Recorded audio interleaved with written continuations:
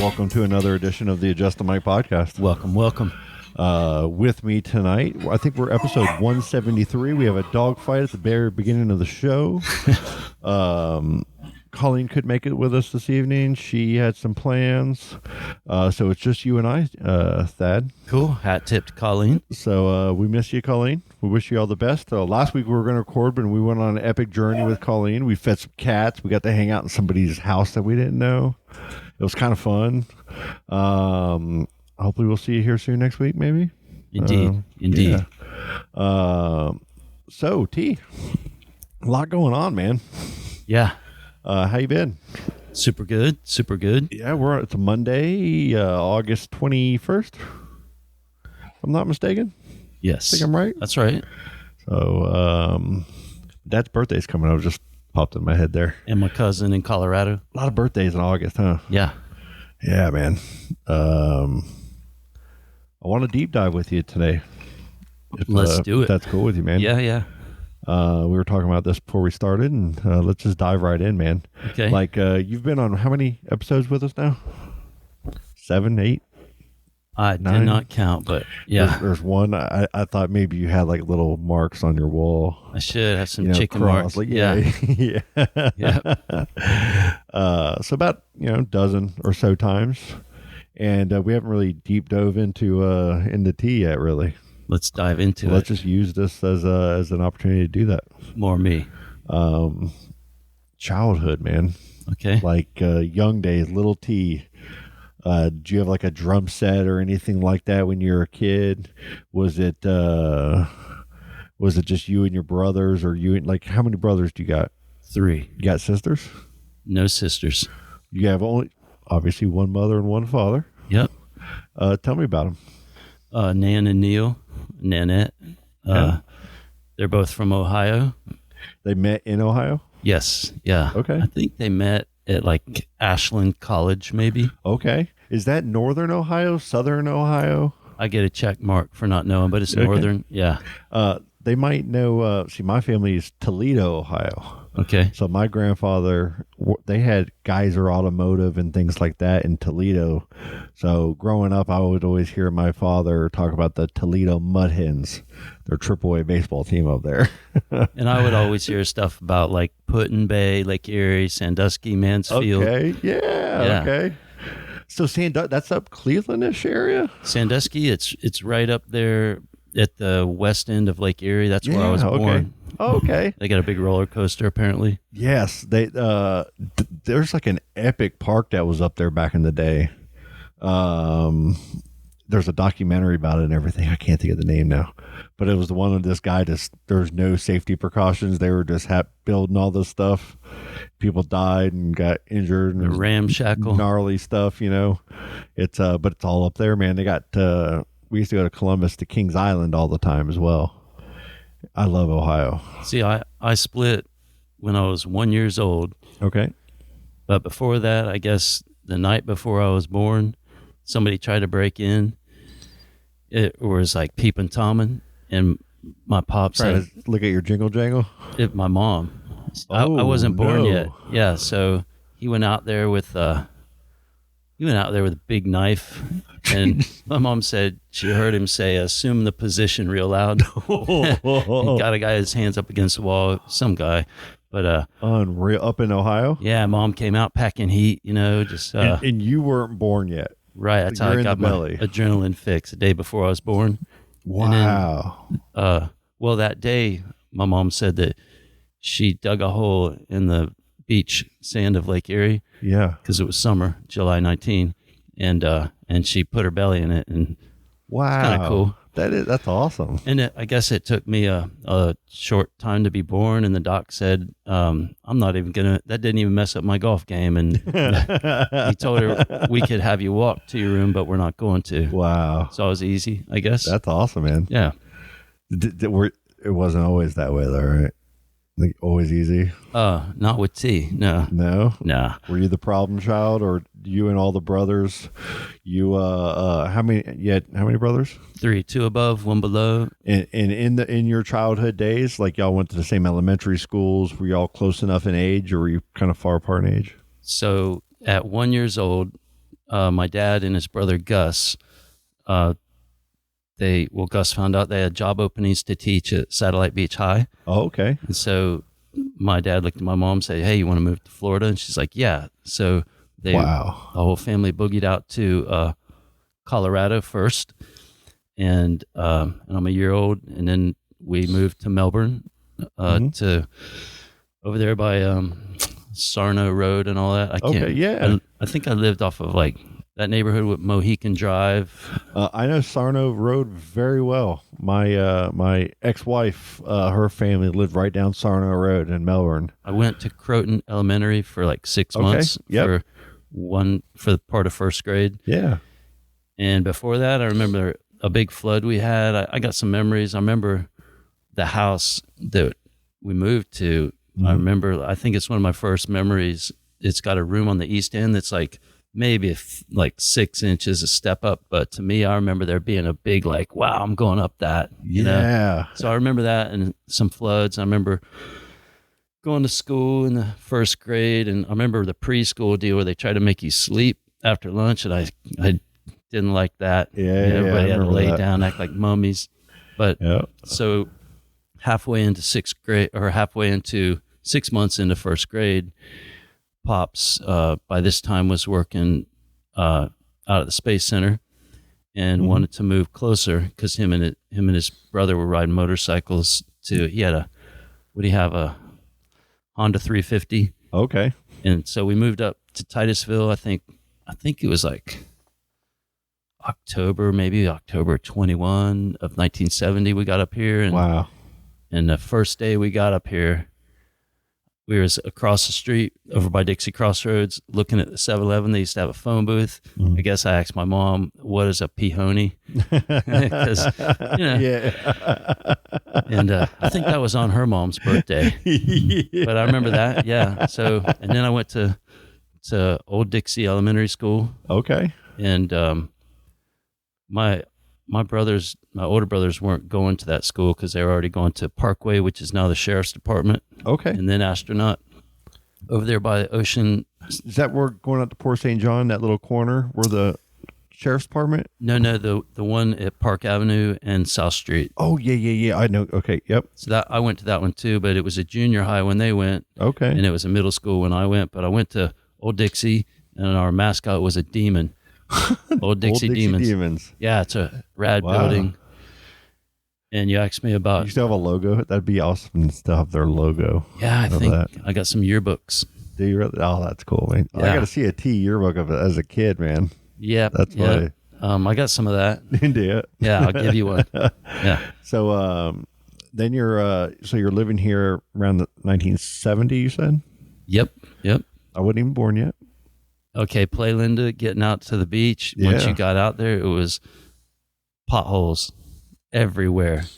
There was nothing paved all the way out, or was it paved in any part? Well, it was paved until you get like up toward near the beach. Yep. So it's always been paved then up until you get close to the beach. Because I remember when it wasn't, and you even parked on the left-hand side. Well, like the drive out was paved, but once you get to the road that parallels the beach, it was kind of paved like eons ago, but it had these potholes. I think I mentioned that when out-of-towners are behind you, you go pretty fast and you do the last-minute swerve, so they try to bust their tires. And I remember the boardwalks were sandbags, and I remember the Wagners, Ed Wagner's and Chuck Wagner's older brother. He'd pull up onto the dune to check the waves, and we surfed a lot at what is not even a number now. It used to be called Houses, where the old house foundation is. Okay. It's south of number 1, but they moved that. And as you drive in, you can see the old parking lot to the left where Dave Summers got struck by lightning there. He was blind for 10 minutes. Whoa. Yeah. Foot in a puddle, foot up on his Volkswagen Beetle. And he got popped and he went blind for a little bit. Oh my gosh. See, yeah, sandbags. Was he panicking? Yeah, he had anxiety. Oh, Jesus. But it came back. Unbelievable. Seen a lady get charcoal lightning struck there, like finished. Trying to tell her you saw it? I saw the aftermath. I didn't see the bolt. Oh my God. My friend went up and was like, you should get out of this lightning. And she was charcoal. Like, were you guys like in the water? You guys obviously weren't in the water. Were you guys in your vehicles? I was in the water and I come out, but it was popping off like it's been popping off. So you're in the water and you're telling the lady you should get inside. Well, when we left, one of our buddies was like, somebody needs to tell her to get, gone. Oh, yeah. And, yeah. But that lightning on the beach, man, you don't mess with that. Unbelievable. That must have been like a big news story. No? No, there's a lot of things that wow. weren't. I mean, back then, there wasn't no 911 like there is now. If shit happens, you got to handle it, and the cops aren't coming fast. Like how if you compare to like today's age, yeah, with the internet, everything, right? Someone gets struck by lightning somewhere. Usually, it's a story almost nationwide now. Almost nationwide. In the 70s, if it happens, you might not even hear about it. Man, I seen it. What a change in dynamic of a civilization. I seen a person get kidnapped, and that didn't get in the news. What? It was nutty. Yeah, it was scary. You saw a person get kidnapped. Kidnapped. You know where Britt's air conditioner is over there on Childry, across from the old Quincy's? Yeah. Me and my brother were playing in some construction, and this person, androgynous looking person, who dressed like, I could tell they weren't from around, and they said, "Hey, little boys, call the police right now." And this person had like a little dirty to-go bag, and his clothes, you could tell that I'd never, it was just different. And that person ran the wrong way. I think it was a girl, but she ran down into like an alley, and these dudes pulled up in this big car and skidded in there, and they all got out with the ropes and tied her ass up and threw her in the car, and nothing happened. I mean, we called the cops and stuff, but it wasn't announced, and there wasn't a big neighborhood meeting or anything. No, it was. Jeez. Yeah, it was weird. It was not good. I almost got taken once. Yeah? Yeah. Sketchy times. Yeah, I was in Louisville, Kentucky. We had an apartment complex. When I was just up there, I was taking pictures of you have pictures of all the old houses you lived in and stuff? Yeah. I just had a lot of fun doing that. But this apartment complex, my stepfather owned a construction company, and they ran it out of the basement of the place. And then, it had 8 units up above. And I would always I'd walk outside, and then right to the right of us, there was like a parking lot that was empty. We'd play basketball in the lot and kick balls around. It was fenced in, so you kind of was enclosed. And then there was a gas station right next door to it, like a Cumberland Farms, a small one. And so I would always go over there when I got out of school. I'd walk home, go downstairs. They'd give me money. This guy Frank that worked down there would give me some money. I'd go get like candy or soda, comic book, or whatever I could afford. And like a block away? Just like, here's the apartment complex, here's an empty lot, and then here's the convenience store. So, I mean, it's off of Bardstown Road, which is a heavy, traffic. Street. Yeah. Yeah. But as far as like, I mean, it's 150 feet, couple hundred feet, probably quarter mile. I'd say. No. So you're just hoofing it. 220 yards, I'd say. If I'm running in a track about half of a circle, I'm at that convenience store. And so I'd always go in there and do that. Well, one evening, I'm at my stepdad's house, and I'm over there, and I start walking over. And as I'm walking back with my soda and I don't know, something, some guys in a little fast car, black, like Duster type of vehicle, were getting gas, and they said, "Hey boy, come here. Hey." And then all of a sudden I turned around and look, and they were chasing me. I'm fast. I was booking it, and I was screaming at the top of my lungs. I guess my stepdad heard me, runs out. He's running out of the apartment complex with a gun, while they turn around, run into their car, and speed off. That'll get your heart going. We go after them, find them. Oh, wow. apologies are made. It was a big situation. We didn't mean to almost kidnap, but it was Scott. amazing that, like, I was like, wow, that was intense. It's heavy, yeah. Like, that was so after mine, yeah. one of my family friends is driving me home in the back of or driving beside me in a vehicle, and I was so scared, but he thought it might be a little bit funny. Look how fast Dad's going. He gassed it, and I was just doing everything I could to keep up. And anyways, it was a little bit funny for them for a second. Jesus, man. But yeah, back then it was different. There wasn't like a 911 and information, and people would, I remember when fights happened, they would last a long time. Oh, so where did you guys hang out? Like, you hung out at the beach in the 70s. Yeah. You're living over off of 50 in that range, right? Living over by Just Parish. Okay. Over by Just Parish Hospital. By the river, yeah. Yep. So, okay, I know exactly what you're talking about now. So I hung out in all them woods. Yep. And in the river a lot. Okay. A lot of time, like fishing, just everything, lots of fishing, right? Yeah, lots of fishing and building forts up in trees. Yeah, man. Stealing wood to build forts. Yeah. Like, do you have like a favorite fort? Like, did you have one that was like the creme de la creme?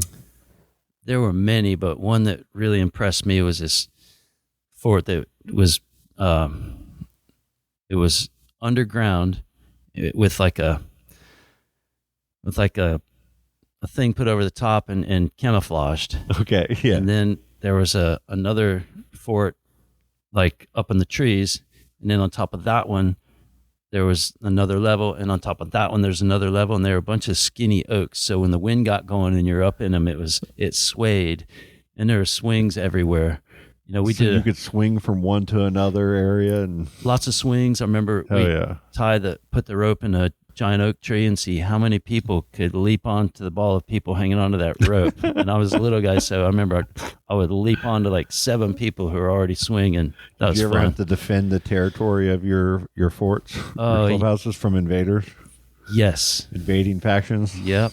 Little bastards. Yeah, people would always come and wreck it, and there'd be little feuds and whatnot. Oh, yeah. That was my first fight, actually, was over a treehouse. Yeah, there was probably the best treehouse is one that was overlooking the river, way, way up in the treetops, and it would sway.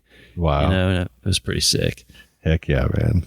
You know where you know where the ship plant is there on the end of Buffalo Road? Uh-huh. Sewage processing plant. Well, they have a pipe that spews out on the other side of that. There's a little spit of land that Vector Boatworks has a deep bay, and on the other side, unbeknownst to many people, like Harbor Lights and everything. What used to be over there, the restaurant. Yeah, Sandpoint. To the north of that. Yep, to the north. So on the other side of that little spit of land that goes out, it looks like a boil.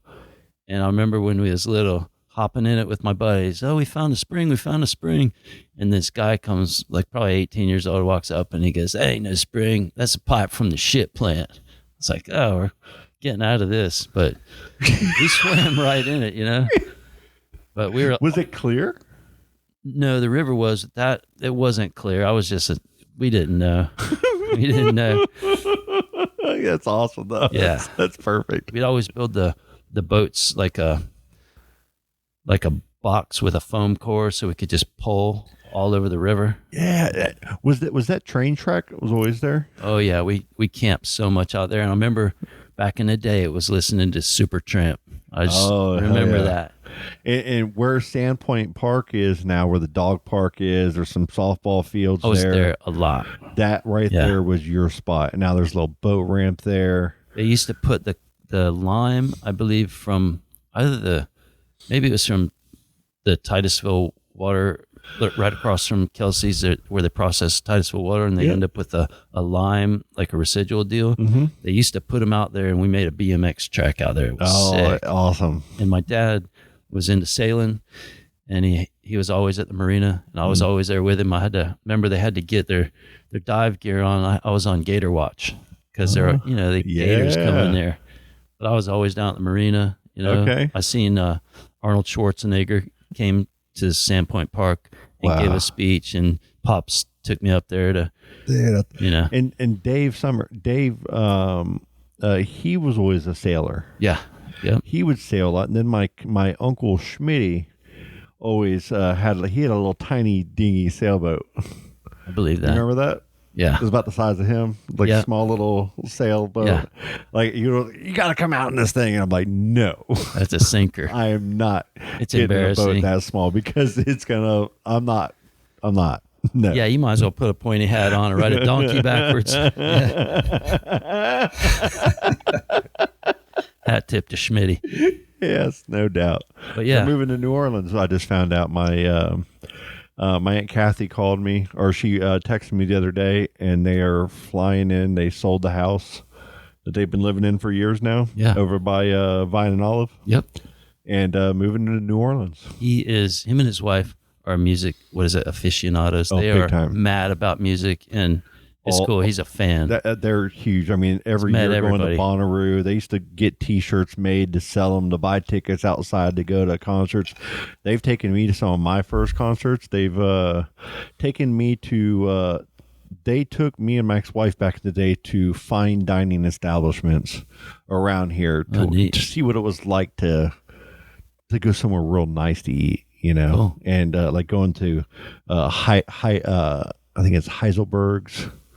And the German place in Cocoa Beach, Heidelberg's. Okay. The little jazz club in there too. It's real nice. Black Tulip. My favorite, Cafe Margot. Okay. It's right across the street. That was my favorite. It's still to this day my favorite restaurant. We used to go. Mango Tree. Oh yeah, I did that. We used to go to the Black Tulip when I was a kid, and there was like a big family dinner, and we used to go to the Maison des Crêpes. Oh yeah, trying to be fancy, right? Or Yeah. the one they used to have by I don't know if it's still there, the 94th Aero Squadron near that little regional airport in Orlando. You could get French onion soup with some yummy. Did you ever go to Corky Bell's? No, but Ryan worked there. Okay, my mom worked there. Oh, neat. Yep. I ate some hush puppies and fish there. I as a kid had faint memories of sitting like in an area waiting, eating hush puppies, and I remember how busy that place used to be till it burned down. It was always so it was an 2-hour wait there, even in the 90s.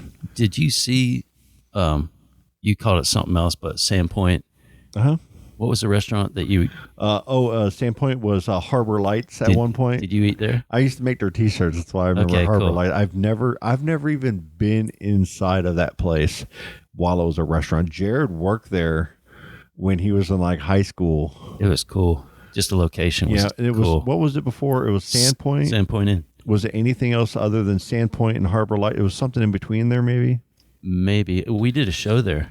Did you really? Yeah, Indium I think played there. Okay, it was cool. I think I remember that actually. And there was when I was growing up, there was another place right when you pull into the Windover. It was called the Roost, and it was a place to eat. Oh, I can't remember it. Where A1 Locksmith is, where on US 1, that used to be, I think it was a health food, like a place you could go and eat. And I think Dave Nickerson, my old school buddy, he owned it. But that was really cool because you could get some really healthy food there. Okay. Yeah. What else is there then? Okay.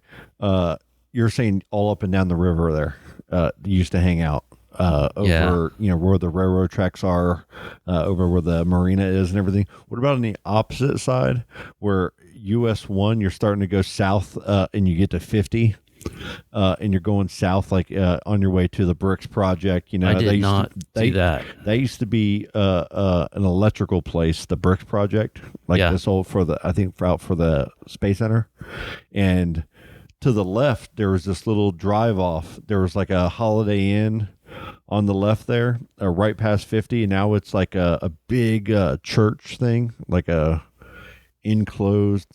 I don't want to call it creepy, but a Christian. I just don't know what I don't know what that place is. Do you know what I'm talking about? I do now, but I didn't go down there when I was a kid. I was on the north end. Going down that way, there was KZ's. There was like a little bar there, a little food. It was New York, I think, back in the day too. behind there, Harold's on the Harold's is another name. Yep. And right behind there, they have a boat dock that would go out. And when I was like 15, 16, my buddy Derek, he's a fish. Him and Corey, my friend Corey Hopkins and Derek, they were the fishermen back in the teenage years around here. They knew everything. Corey, to this day, I'd still one of the best fishermen I'll probably ever know or fish with. It's just amazing, this guy. But they found they used to wade over there, and they found fresh water coming out from that point right there into the river there. Yeah, everything hangs out there and eats. So we would go with the little topwater lure, and just slowly wade out there in the morning, like 5 a.m. It's still dark out. We got school to go to still in the morning, and so we're just gunky wading out just for it to get to be sunlight. You got lucky, no big gator got you. And then all three of us, fastest one casting to get to that one spot. You have to wade and get to that spot first. You're going to catch a snook, a big old redfish, a big trout. Yeah. And then you'll see a huge gator start coming in as time goes, and you'd have to start trekking back because you'd always look. We don't recommend anybody does that wading anymore because there's some big ass gators. Dude, we got ran off. The last time we went there, we actually got ran off from a gator that was just like dead charging us. Dude, we used to swim in Fox Lake. Dude, we used to swim. No way. Big time, man. Drive in and look at the gators on the left and right, and then go over where it's safe. And it was. We pushed. We used to swim at Hatfield Park. All that. I regret this, but we pushed kids like freshmen on the track and cross country team. We used to practice at the Great Outdoors, and we would push them in the ponds for their initiation. Yeah. That's sketchy, man. You got lucky. Not okay. Yeah. Not okay. Wow, man. Things you did back in the day. And you were saying like earlier, fights back then that would last forever. Yeah. They would last a long time. And it was different. And my dad got into with some of them, the 4 horsemen they were called back then or something. I remember that. And they got a run in from those guys once. Put my dad in the damn hospital, actually. Our low pressure's first deal at Maxie's Pub. Somebody got laid out and an ambulance got called. Yeah, that was a bad time. Oh, man. That was a bad time. Man, oh, man. And it's now Shiloh's. Was it Paul Smokehouse? Paul Smokehouse back then? It was a tiny little building. It was one little building with 2 tables, and man, it was the best. It was Paul. It was just Paul in his smokehouse. Tiny little building. And he would just sit out there, and it was just raging with people and just good food. Yeah, it was awesome. Great barbecue. And now it's this huge building. It's busy again, but it went many years empty. And now I go to Mim's Southern Barbecue because I love it. Dude, I've gone twice now since our last time we were recording. Yeah. It's been awesome. Yummy. It's so good, man. It's fantastic. Yeah, I love eating there. I love barbecue. I like there and the next door, the Honeysuckle. Oh, yeah. Honeysuckle rocks. Honeysuckle, man, they're just... That's a cool look they got going inside as well. Everybody in there's so nice. Yeah. Like we always, when we have a group of people sit on that left table with the fireplace over there, and it's the best, man. Anybody comes into town, that's one of the places we go. We need to start taking people to Mims too. That place is awesome. Hungry. Oh yeah. So you asked me about instruments, and it was always a piano and a guitar laying around.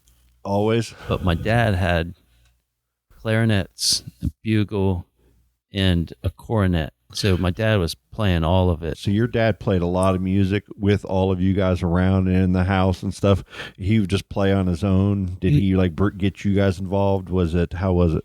He was like Rain Man on anything. Really? Yeah. And we always had the piano, so I always could play that. Yeah. And he always had a guitar, and he could play the clarinet really good. Okay.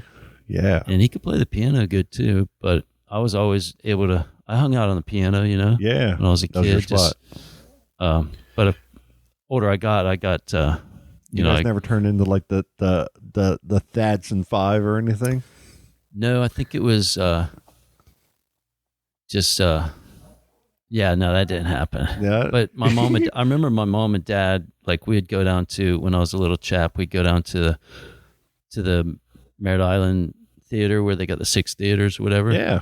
And we would do that and maybe get Steak and Shake, and then we'd drive the River Road back. And I remember they would sing together and they'd harmonize, and it reminded me of like the Spider-Man with Tobey Maguire. Yeah. When his aunt and uncle were up on the sink washing dishes and singing. Wow. Like that.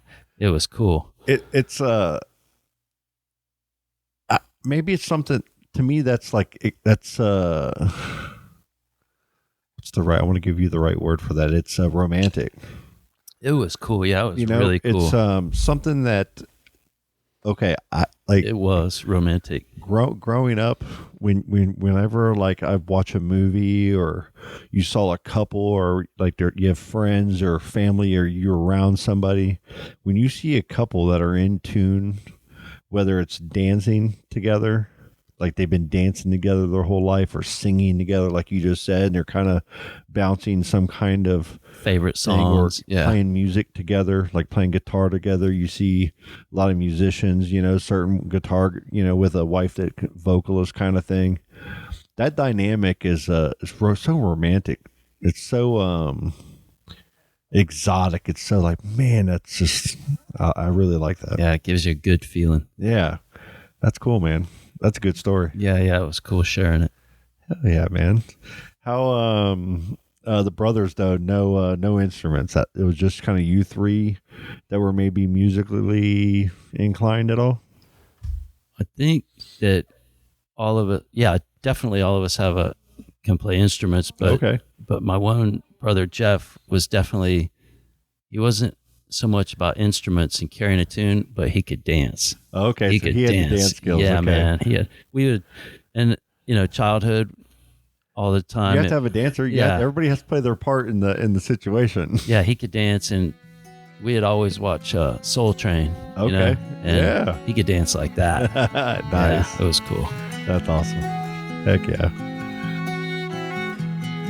Let's take a break. Okay, cool. All right. I'm taking some steps and counting my feet. Where will I go next? And will I believe that everything I said will come to me? Knowing the truth ain't plain to see. And I'm just looking for sidewalks in this town.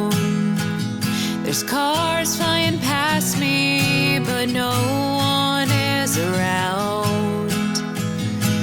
It makes me think that I have no place to go. I'll just keep walking down these streets until I know.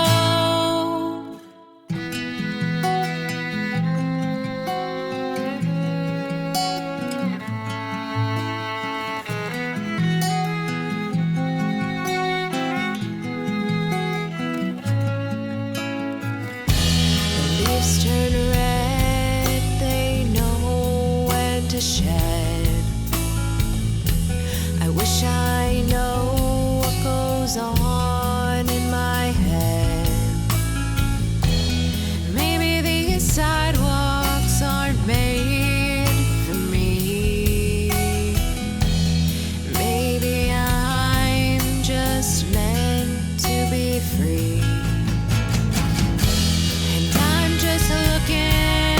Sidewalks in this town. There's cars flying past me, but no one is around. It makes me think that I have no place to go.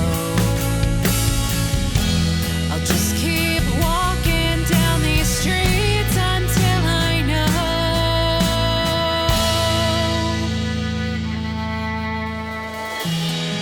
Open the mail, just hoping to find someone who's written with a new state of mind. And I'm just looking for sidewalks in this town. There's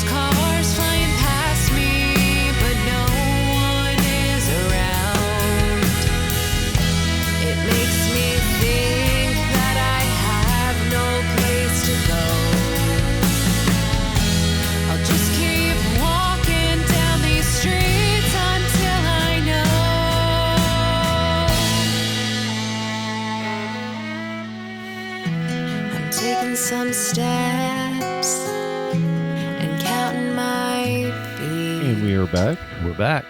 Hello there, T. How's it going? It's going good. You know, I got to ask you, what was that soap?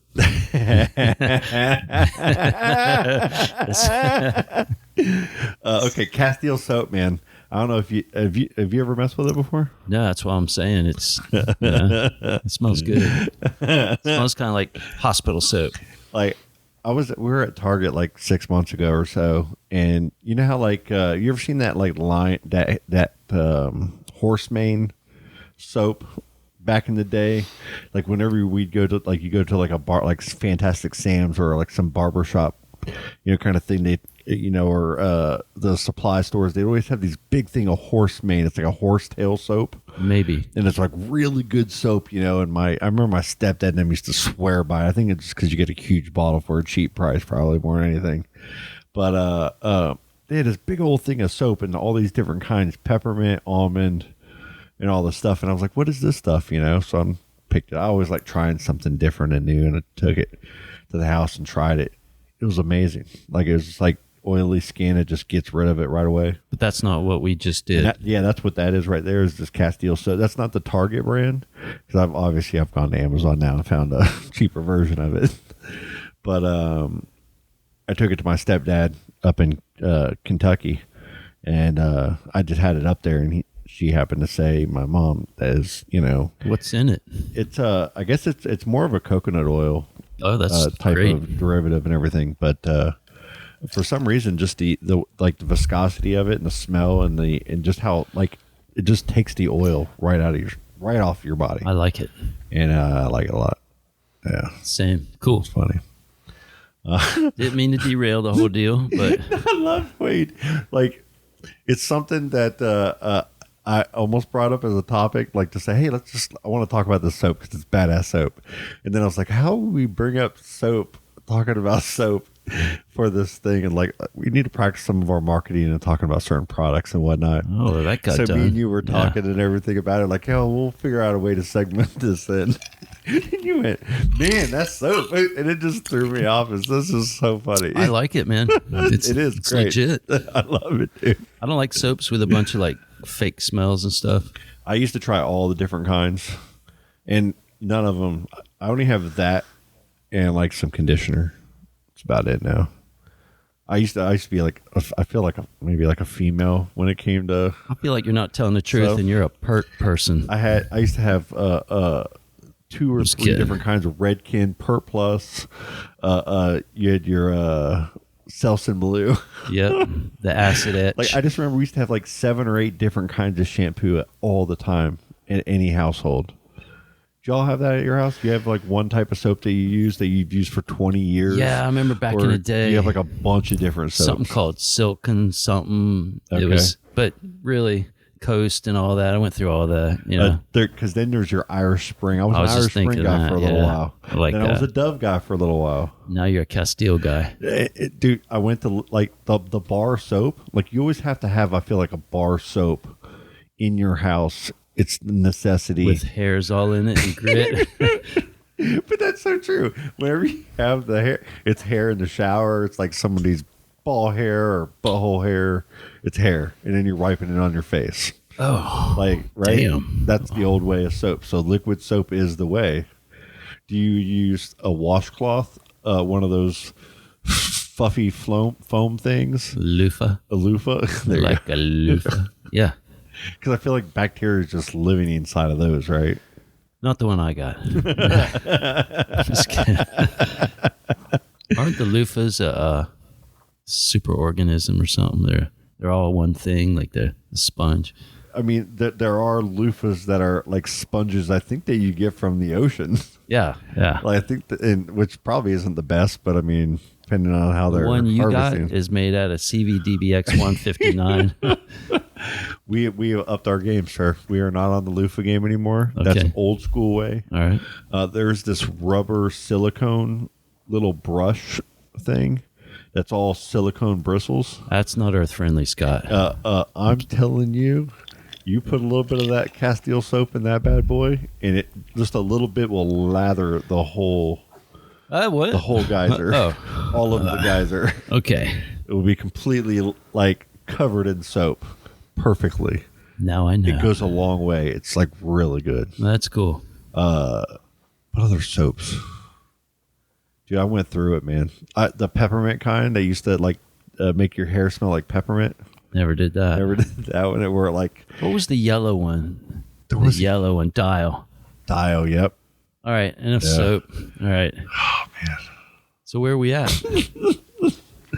All right. So we were talking about tea's origin, growing up around here. Yes. Playing in the river, all the eating fish out of the river. Which, what we were saying, even in this last little break, you can't eat all the fish in the river anymore. And you don't want to really swim in it too much. I don't. Has humanity just ripped apart Florida? It hasn't been managed, but there's people that are working on it, and Frank's going to come on and introduce some of these people. I won't open it up, but oh man, Frank's had Stell on, and it was so awesome.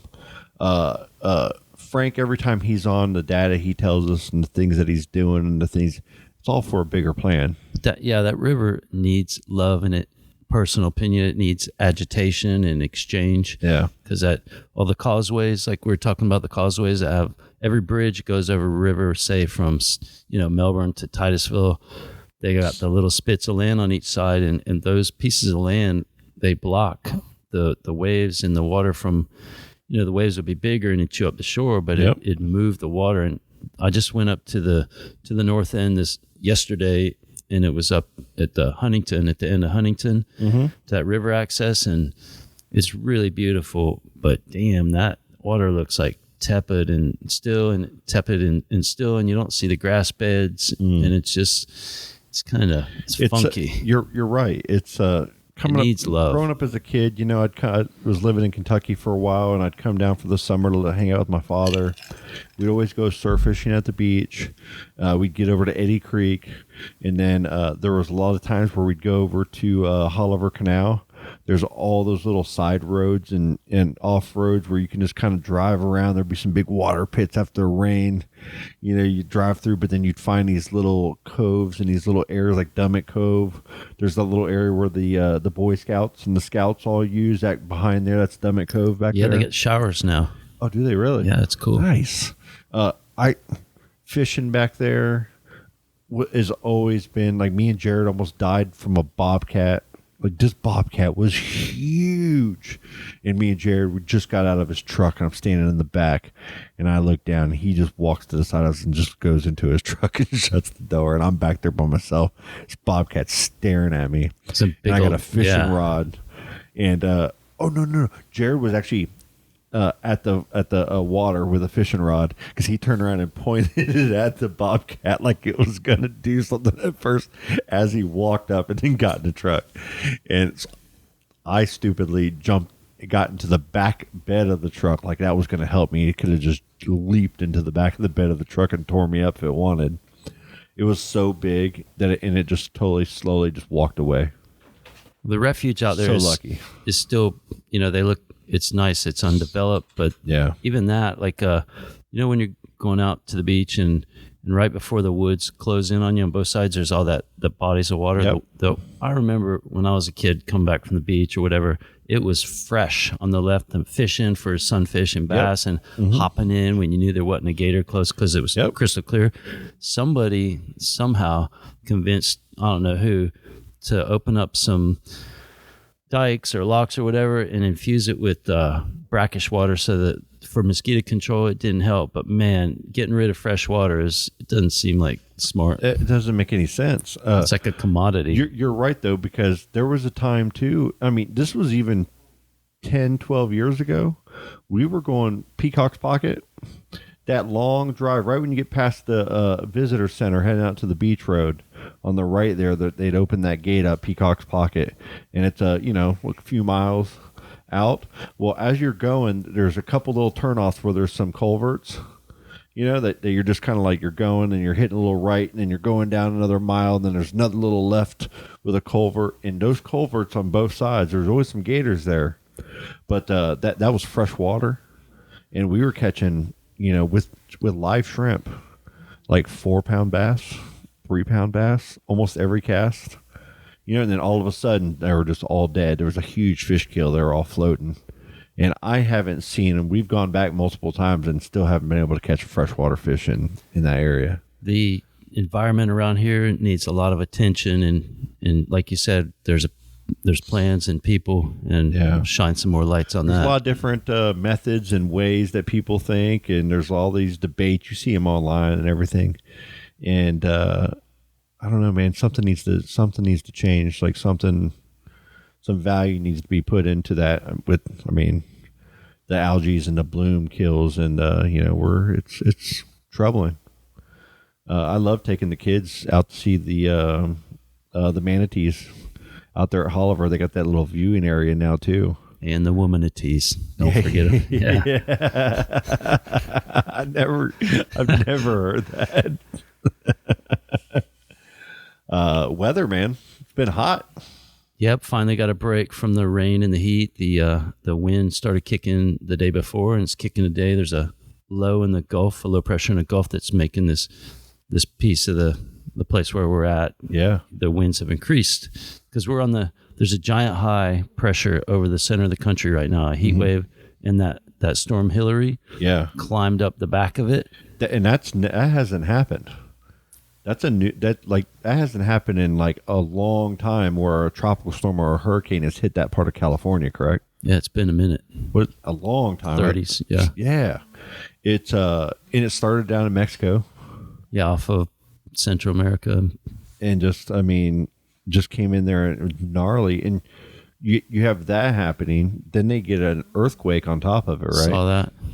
Like a 5.1, a couple tremors afterwards. Stuff happens in twos sometimes, and it surprises you. But like back-to-back hurricanes, we just got that, or back-to-back soakers where we got the super flood. Man, with these temperatures and all these little things.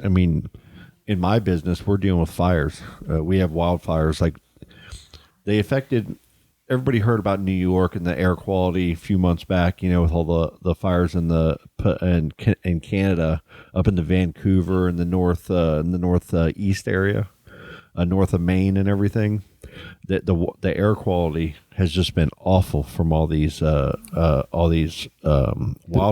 Yeah, like hardcore. Yeah, places I saw that don't burn very often are just burning like crazy.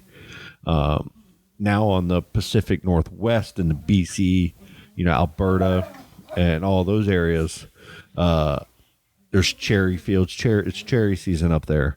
So a lot of cherries are plots are being burned down. They're trying to be protected. Jared, who I work with, they're getting the last few loads of cherries out of there, with all these fires this past Friday, even as low into like Spokane, Washington, Yakima, Washington, Wenatchee, Washington, and all these areas. There's little spotted fires.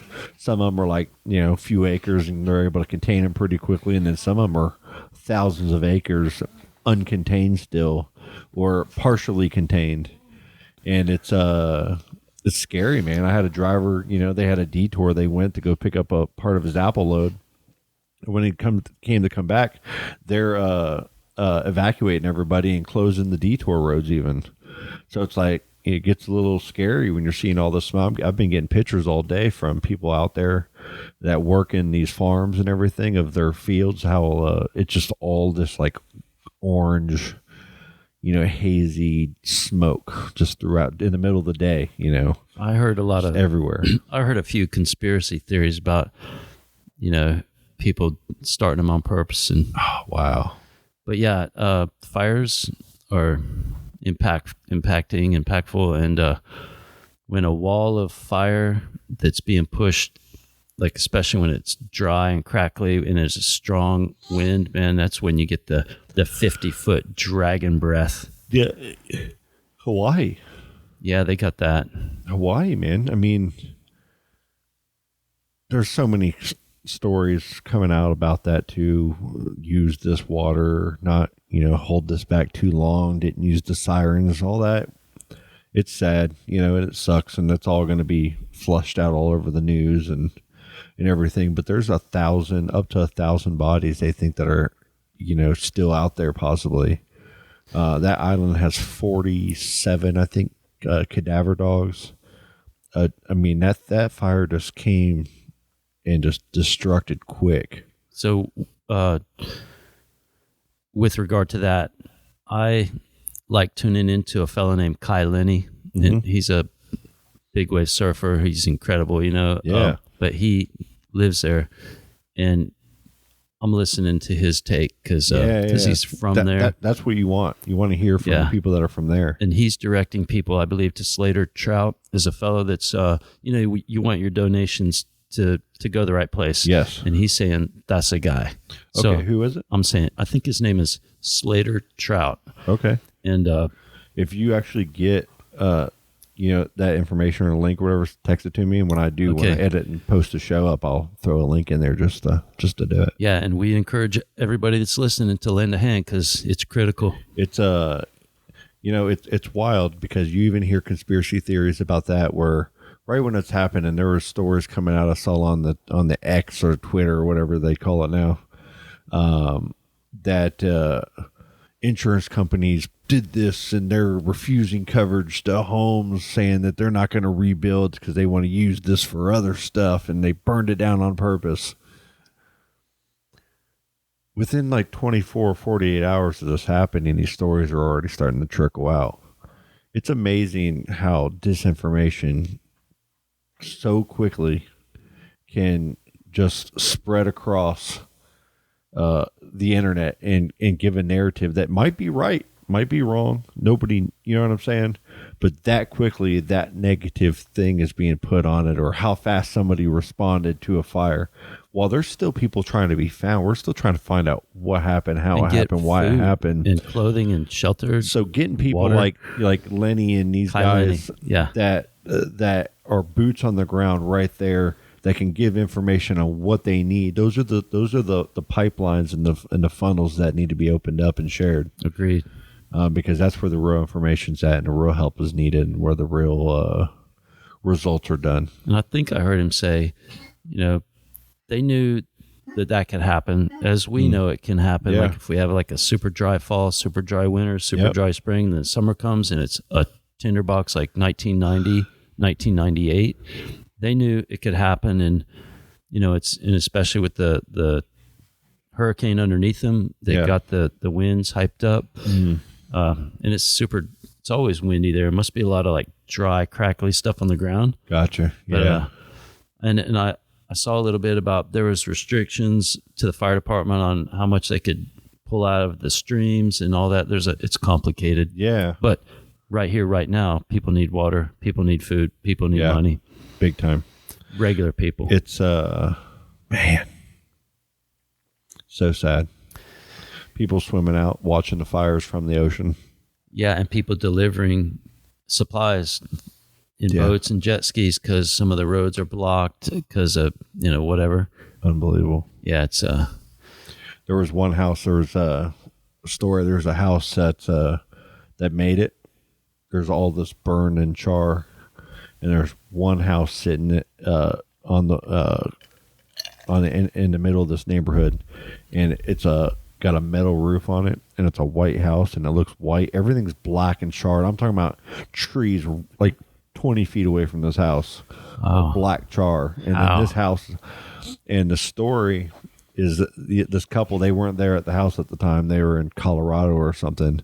They bought this house 10 years ago. It's a $4 million house.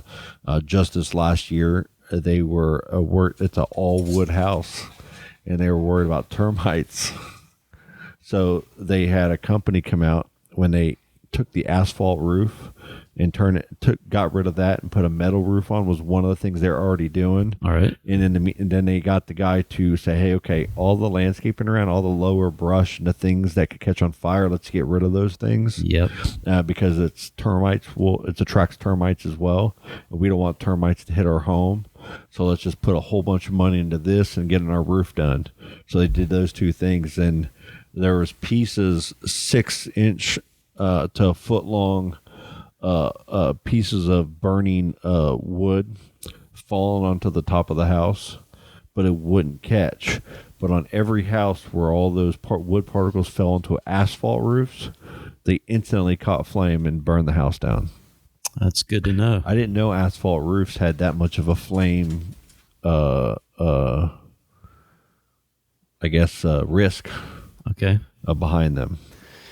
Yeah, we got lots of homes in Florida that if it gets super dry and super crackly, you want to clear that the underbrush out so that it can't travel fast and hardy through it. You want to. Yeah. I remember during 1998's fires, my brother Chris was spraying his house with a hose and that kind of stuff. I mean, you almost had to do that last year. Yeah, right before the flood, we had that lightning strike and the wind switch and all that. Yeah, I've been trying to clean out everything that's and last year I remember we did some of that underbrush we cleaned out. Yeah, we got a lot done. And we were burning stuff. I remember even the fire department came out. What you doing out here? Oh, looks like you know what you're doing. Y'all have a good day. Yeah, that was cool. Well played, guys. Thank you. Hat tip to the fire department. Big time, man. They were out there and you knew exactly what you were doing. They saved my place in 1998. They were scooping water with helicopters out of all the ponds. And I remember when it was done, I went out to the woods past my place and we found like fish bones. And then you hear the story about somebody who gets sucked up in one of them planes that scoops it out of the ocean, a scuba diver gets dumped on a fire. I don't know if that's real, but yeah, they were dunking the water out of the ponds and saving people's residences. Unbelievable, man. But the day the Dairy Queen burned down in 1998, I saw 50 and 60 foot flames from a west wind at 15 to 20, super dry. I saw it just like a dragon. Just, Wow. 1 minute it's woods and the next minute it's a big 50-foot wall of flame. Just unreal. And the trees were exploding. Yeah, it was insane. Unreal, man. So everybody's going to get the stinger from a hurricane or a fire or an earthquake. No matter where you live, there's something in that area that's a danger, it seems like. Yep. And whatever we can do to prepare and help each other out when it goes down. Footnote, our guy, Ryan Oldenettle, he's out there in the mountains east of San Diego. He fared well. He said he got a lot of rain and his apple trees got a good soaking, but he didn't have any kind of catastrophic. Nothing down, no fences down or anything. Good. No, it was all good. I guess there were some of those floods with the mudslides, but he didn't get any of that. Okay. He said it was they needed the rain, and that's South San Diego. They don't get the wildfires bad like they do up in that middle of the state kind of area, do they? Well, I mean, I don't know what the city gets, but all the woods that once you get a little east of there, all those woods can burst into flames. And Colton, my nephew, is up there as well in the mountains and says that that it's been wetter than normal and everything's coming back, and now there's little frogs and snakes where it used to be like a dry crackle ground, but there's a lot of organic matter dropping, and this rain is definitely going to get all the little insects and the little plants popping up, and it's good. We've been getting a lot of rain on our end here, man. Yeah, we got a lot of rain, but thank goodness that wind really sucked up a lot today. Did it? Like when I was at your house a couple of days ago, there was water in certain little areas, certain holding areas. The pond is trying to come out of its bank. Yeah, man. And I remember when it was a few feet low earlier this year. I want to see it go down a little bit before winter. Like what we want here is a healthy water table going into winter, so we don't get one of them bone dry winters and be not to dry, but looking pretty good for that now. Hopefully we don't get blasted by a hurricane. Yeah, I mean, I've been coming home. I've been trying to leave work even a few minutes early just to beat the big storm at 5:00 every day. It seems like. I was glad to see that. I come home and half the things out back are blown over and blown down. I'm like, wow, it got a little gnarly. Yeah, that lightning, man. The lightning's been insane. I watched a pole. I was sitting outside South Lake. A pole across the street get popped. I watched the whole bolt, and it looked like it just sat there for a second or two. I know it was just a split second, but it seemed like it was forever, Man, makes you pop back when that thunder pops, man. So we lost our internet here. We had a new drop line put in for the cable, a new router.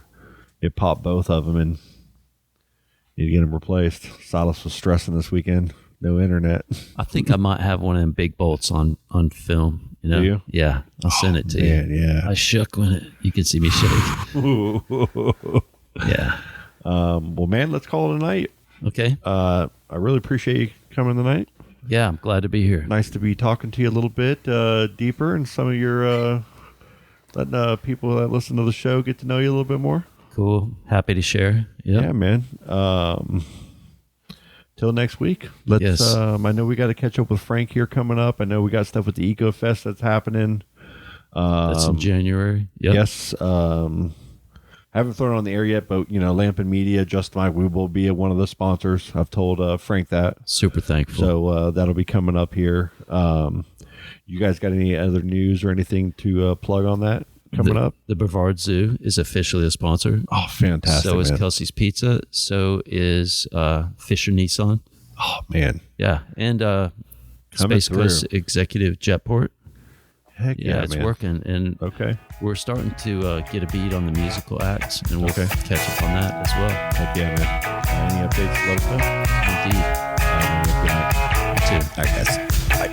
Daisies in a tube top, screaming from the top of her lungs. This all ends tonight. Daddy's on the floor, he's screaming for more. Saying you're gonna be alright. Daisies in a tube top, screaming from the top of her lungs. This all ends tonight. Daddy's on the floor, he's screaming for more. Saying you're gonna be alright.